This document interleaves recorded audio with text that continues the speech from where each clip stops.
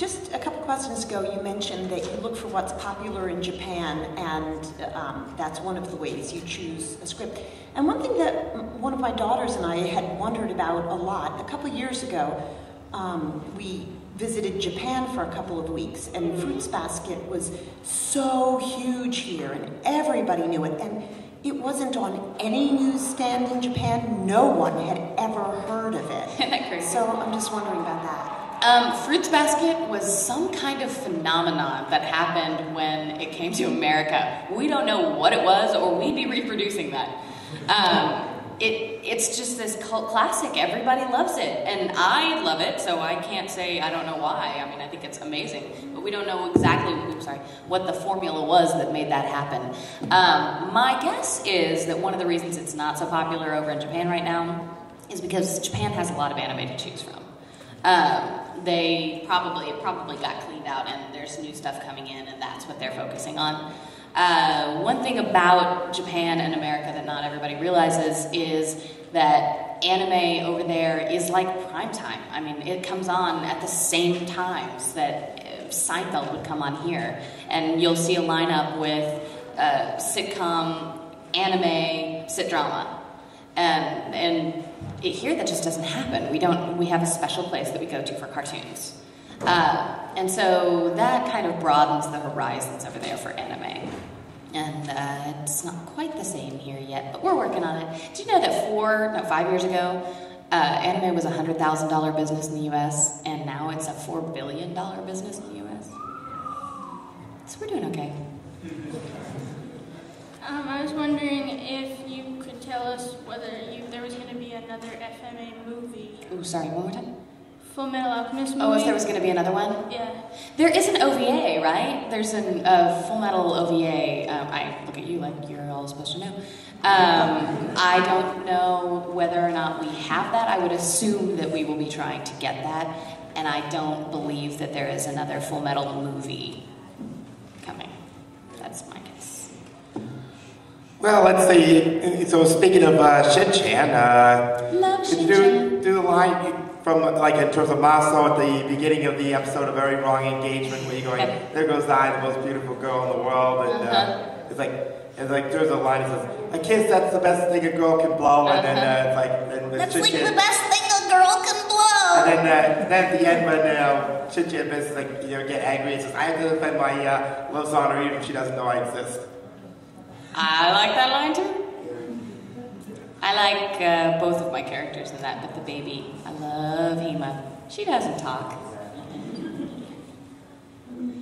This is somewhat related to a couple of questions before that you asked us. When you do acquire a title, do you put any thought, or are you able to put any thought when you're actually making it as to where it's going to end up? Like, I was very surprised to see Samurai 7 on IFC, which was great. Know. But like, do you have to, do you think specifically this is going to end up at Adult Swim, and so we can keep in more stuff, or it's going to go to more prime time Cartoon Network, or do you just make it and sell it to the people who want to buy it? Really, that's what happens. I'm sure that when it comes over, the marketing department has a pretty good idea of where they want to try to market it. That's not always the case, but I'm pretty sure that they generally do. In no way am I involved in that. They don't ask me, they don't, it's not like I can go, oh, I'd really like it to go to Spike. They would go, oh, go direct. They don't care. So I think that we want to get it on TV wherever we can get it on TV. If it goes to Cartoon Network, that's a bonus. If it goes to Cartoon Network, that means Walmart will pick it up. And that's a big deal, because a lot of people buy stuff at Walmart that they don't need to buy. And so that's, because it's cheaper at Walmart, that too. So that's a big deal. So I assumed that we would always try to go to Cartoon Network first, although perhaps not with Sam 7. With Sam 7, I think they were marketing it towards a different direction. I think, in my personal opinion, I would like to see anime on more channels, not just on Cartoon Network. I loved that they went to IFC. I loved that there was something on Spike. I loved that we're trying to get stuff on Disney and wherever else we can, Toonami, whatever. I'd like to see it spread out a little bit more like it is in Japan, rather than create a niche for ourselves that will be growing up soon. I mean, we're gonna lose all our fans if we don't diversify. Get them while they're young. Hey. Hi. Yeah, are you guys at all looking into Host Club as like a thing to put over into English? Because if you are, like Reasonable Rangers is doing a fan dub, as much as you hate that.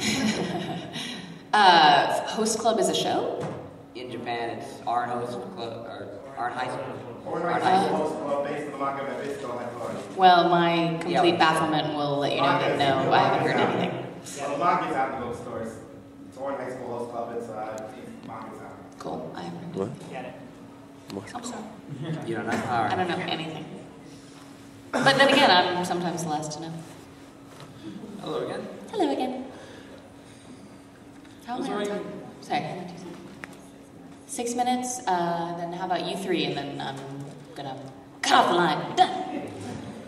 I was wondering what are some of your favorite moments on and off the career, and also what do you do for free time? You do get some. Say my favorite moments on and off what? Yeah, like when you're not, like in the studio, when you're doing something and when you're not. Oh, like what are my favorite moments in the booth and what are my favorite moments when I'm at home with my dog? Like when you're in the set directing or whatever. Okay. I think I understand, but stay there. My favorite moments in the booth are the ones where the script is beautiful and the director and I are on the same page, and I've been doing this character for almost a year, and I can just record and not think and not struggle. I love to fight. I really, really, really like all the screaming and fighting and kicking stuff. Most voice actors hate that stuff because it shreds your voice. I love it. So the moments where you're just in sync with everything, and I think you feel that in any business that you're in. There's going to be some moments when you're like, okay, I'm hungry and I'm PMSing and I don't really know this character very well, and you're a new director and I know the character better than you. All right, let's record. But there are some moments when, like with Chris Abbott directing Salty Ray, where he's got this beautiful studio. It's gorgeous. He built it himself. The microphone is a beautiful thing. There's 4 monitors. There's free Propel. And you just in there recording, and it's like, this is what I want to do for the rest of my life. So there's that. And now, what? What do you do? What do you do when you get free time? When I get free time, weep with joy. Free time. It's been so long. I read like a maniac, and I do that whether I have free time or not. I do that in between booth times. If I have to get lunch, if I'm eating Subway in between before I go to another booth, I'm reading. And I encourage all the kids to read a lot, especially if you want to be a voice actor. Read out loud. So there's reading. There's going for long walks with my dog. I like walks. I like things that don't involve partying, because I'm a complete nerd. So I'm that girl who hated the college parties. I don't want to go to a football game. I don't want to drink a lot. I don't want to go to a meat market bar and pick up a guy. I'd really like to stay home and read a book and, drink a glass of wine and chill with my dog. And then let the boys come to me.